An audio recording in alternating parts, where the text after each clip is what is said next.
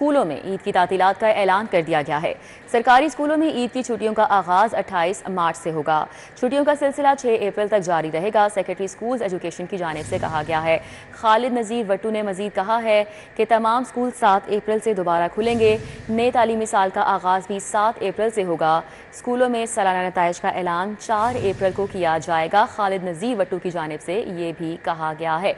स्कूलों में ईद की तातीलात का ऐलान कर दिया गया है। सरकारी स्कूलों में ईद की छुट्टियों का आगाज़ 28 मार्च से होगा, जबकि छुट्टियों का सिलसिला 6 अप्रैल तक जारी रहेगा। और सेक्रेटरी स्कूल्स एजुकेशन ने कहा है तमाम स्कूल 7 अप्रैल से दोबारा खुलेंगे और नए तालीमी साल का आगाज़ भी 7 अप्रैल से होगा। स्कूलों में सालाना नताइज का ऐलान 4 अप्रैल को किया जाएगा। मैट्रिक और इंटरमीडिएट के इम्तहानात के लिए 10 नुकाती ग्रेडिंग सिस्टम मुतारिफ कराया गया है। तलबा की कारकर्दगी को ग्रेड्स, ग्रेडिंग पॉइंट्स, GPA की बुनियाद पर जांचा जाएगा। फेल की जगह गैर तसल्ली बख्श ग्रेड इस्तेमाल होगा।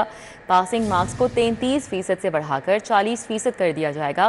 पहले मरहले में 2026 से 9वीं और 11वीं जमात के तलबा को ग्रेड्स दिए जाएंगे और दूसरे मरहले में 2027 से 10वीं और 12वीं जमात में भी ये निज़ाम नाफिज होगा। जुनेद रियाज इस हवाले से डिटेल्स बताएंगे। जी जुनेद।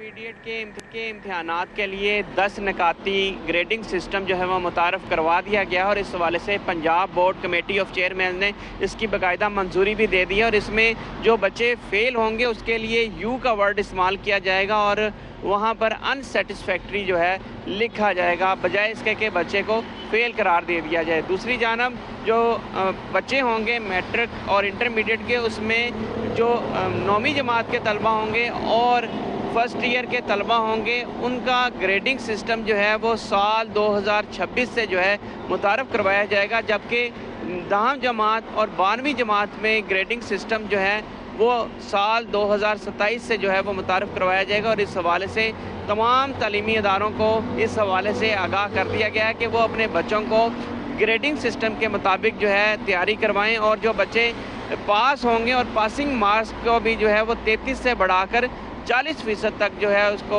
कर दिया गया है। और नंबरों की बजाय ग्रेडिंग सिस्टम जो है वो साल 2026 से शुरू किया जाएगा और इसमें CGPA जो है वो बच्चों को दिया जाएगा ताकि बच्चों को नंबरों की दौड़ से निकाल कर जो है ग्रेडिंग सिस्टम में लाया जाए ताकि बच्चे जो हैं बेहतर नताइज जो हैं वो दे सकें, बेहतर नताइज दे सकें। बहुत शुक्रिया जुनेद। शहर में सूरज और बादलों के दरमियान आंख मिचौली जारी है। हवाएं चलने से शहर में गर्मी की शिद्दत में कमी हुई है। दर्जा हरारत 31 डिग्री तक रिकॉर्ड किया गया है। मजीद मौसम की अपडेट्स लेंगे कोमल असलम से। जी कोमल। मौसम की बात की जाए तो सूरज और बादलों के दरमियान तकरार जारी है। हवाएं चल रही हैं और हवाएं चलने की वजह से मौसम में ताजगी का एहसास भी किया जा रहा है, लेकिन जैसे ये हवाएं थमती हैं और सूरज की किरणें तेज़ होती हैं तो गर्मी का एहसास भी बढ़ता हुआ महसूस होता है। यानी कि आज मिले जुले मौसम का रुझान है और लाहौरी इस मिले जुले मौसम से काफ़ी ज़्यादा महसूस भी हो रहे हैं।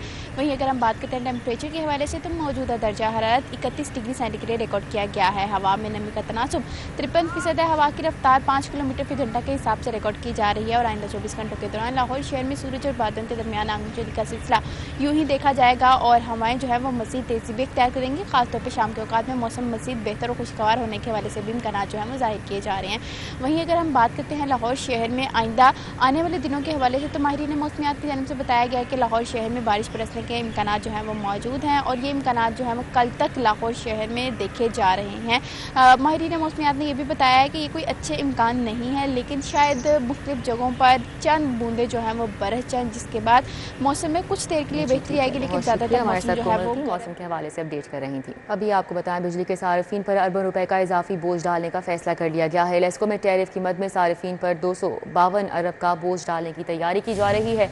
कंपनी ने मल्टी एयर टैरिफ की बुनियाद पर नेपरा में दरख्वास्त दायर कर दी है।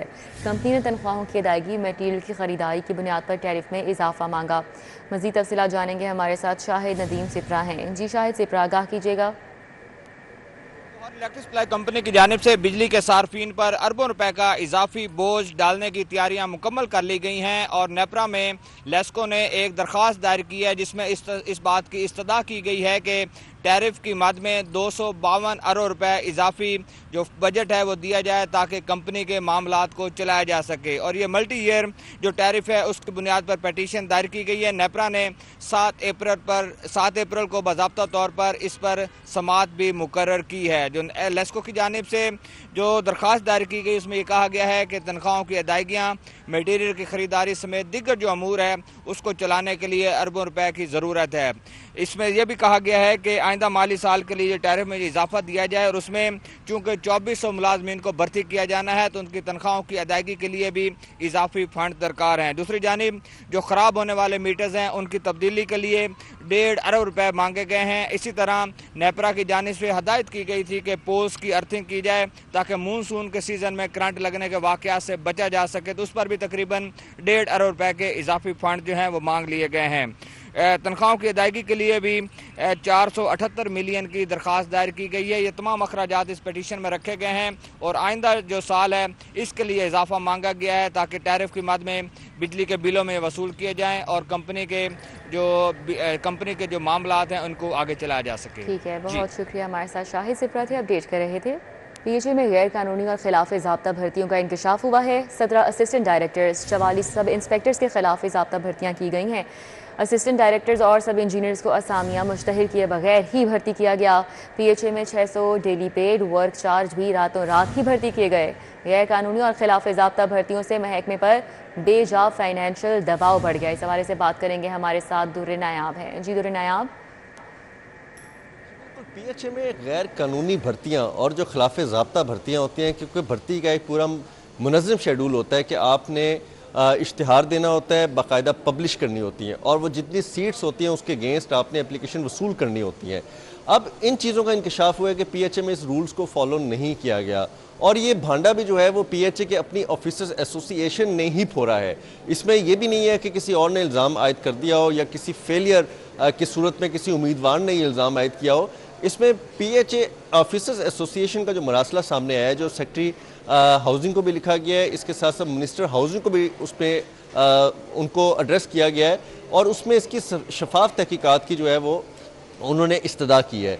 1 नवंबर 2024 को लिखा गया है कि जो भर्तियां हुई जिनका नोटिफिकेशन किया गया उनका सिरे से कोई रिकॉर्ड ही मौजूद नहीं था और ऑफिसर एसोसिएशन ने यह भी इल्ज़ाम आयद किया है कि उसके लिए कोई प्रोसीजर फॉलो किया ही नहीं गया और ना कोई अखबार इश्तिहार दिया गया जिसमें आम लोग भी, आम जो कैंडिडेट्स हैं वो भी अप्लाई कर पाते। अपने ही लोगों को मुंतखब करके मिली भगत की तरह तर्ज पे मुबैना तौर पर ये सारी भर्तियां की गई हैं, जिसका अब रिकॉर्ड सामने भी लाया गया है और रिकॉर्ड जो है वो भी फराहम किया गया है दरख्वास्त के साथ, ताकि शफाफ तहकीकात में मदद मिल सके। पीएचए को ये ठीक है, बहुत शुक्रिया। हमारे साथ दुर्र नायाब थे, अपडेट कर रहे थे। एफबीआर का बेहतरीन कारकर्दगी के हामिल मुलाजमीन की हौसला अफजाई करने का फैसला। एफबीआर ने ग्रेड 1 ता 16 तक मुलाजमीन को इनामात देने के लिए तफसीलात मांगी हैं। मज़ीद तफसीलात बताएंगे कलीम अख्तर। जी कलीम। बोर्ड ऑफ रेवेन्यू की जानिब से ऐसे तमाम मुलाजमीन जिनकी बेहतरीन कारकर्दगी है उन्हें इनामात से नवाजने का फ़ैसला किया गया है, जबकि इसके पेश नज़र फेडरल बोर्ड ऑफ रेवेन्यू की जानिब से तमाम फील्ड परमिशंस के जो सरबराहान हैं उन्हें खसूसी जो मरासला है वो अरसाल किया गया है, जिसके मतन के मुताबिक कहा गया है कि ऐसे तमाम मुलाजमीन जिनकी कारकर्दगी शानदार रही है उनकी हौसला अफजाई की जाएगी और इसके पेश नज़र तमाम तर जो डाटा है वो FBR हेडक्वार्टर भेजने के अहकामात भी जारी किए गए हैं। इसके अलावा जो मरासला अरसाल किया गया उसके मतन के मुताबिक कहा गया है कि तमाम जो इनलैंड रेवेन्यू के अफसरान हैं उनको मुख्तलिफ कैटेगरी में तकसीम किया जाएगा, जो कि A से लेके D तक होगी और इस कैटेगरी के अंदर जो मुलाजमीन को तकसीम किया जाएगा उनके परफॉर्मेंस की बुनियाद पर किया जाएगा और फिर बाकायदा तौर पर उनकी जो हौसला अफजाई है वो भी की जाएगी।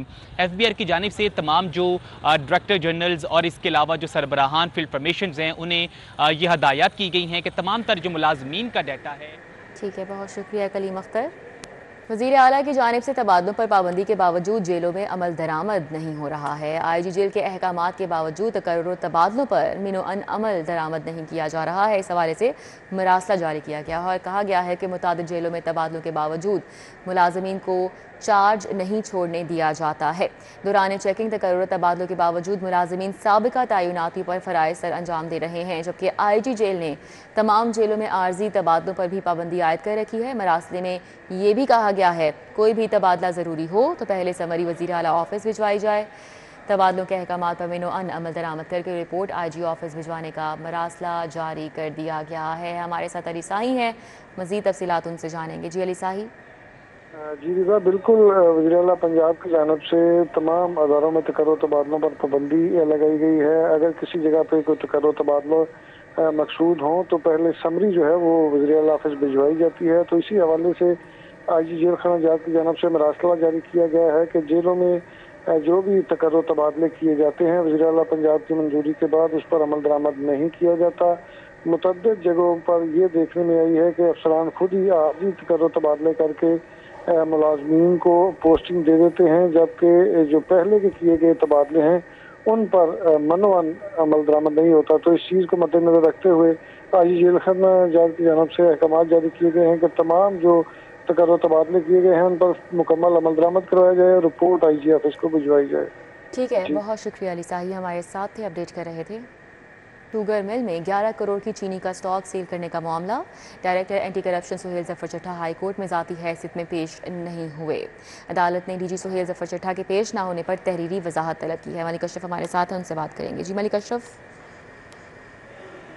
करने के बावजूद director general anti corruption Suhail Zafar Chatta अदालत में पेश नहीं हुए, जिस पर जस्टिस अलीज़ा बाजवा ने डीजी एंटी करप्शन के अदालत में पेश न होने पर तहरीरी वजाहत तलब कर ली है। लाहौर हाई कोर्ट के जस्टिस अलीज़ा बाजवा ने रहीम यार खान शुगर मिल्स की दरख्वास्त पर समाअत की, जिसमें एडिशनल प्रोसिक्यूटर जनरल आज अदालत में पेश हुए। एडिशनल प्रोसिक्यूटर जनरल अब्दुल समाद जो है वो एंटी करप्शन के अफसरान के हमरा अदालत में पेश हुए, जबकि दरख्वास्त गुजारों की जानब से आज अदालत में आमर सईद रां एडवोकेट पेश हुए। जब इस केस की समाअत का आगाज़ हुआ तो जस्टिस अलीज़ा बाजवा ने इसे इफ्सार किया कि इस केस में डीजी एंटी करप्शन को तलब किया हुआ था, जिस पे additional prosecutor general Abdul Samad ने अदालत को बताया कि DG anti corruption Suhail Zafar Chatta जो हैं उनकी तबीयत नासाज है, जिसकी वजह से वो अदालत में हाज़िर नहीं हो सके। जिस पर जस्टिस अलीज़ा बाजवा ने एडिशनल डीजी जो प्रोसिक्यूटर जनरल हैं उनसे मुकालमा करते हुए कहा कि आप उनके अदालत में पेश न होने के मुतालिक तहरीरी तौर पे अदालत को लिख कर दें, जिसके बाद हम इस पे। ठीक है, बहुत शुक्रिया मलिक अशरफ। पीपल्स पार्टी का बासलाहियत नौजवानों को तुलबा और यूथ विंग्स में शामिल करने का फैसला सामने आया है। हसन अली हमारे साथ इस हवाले से मजीद बताएंगे। जी हसन अली।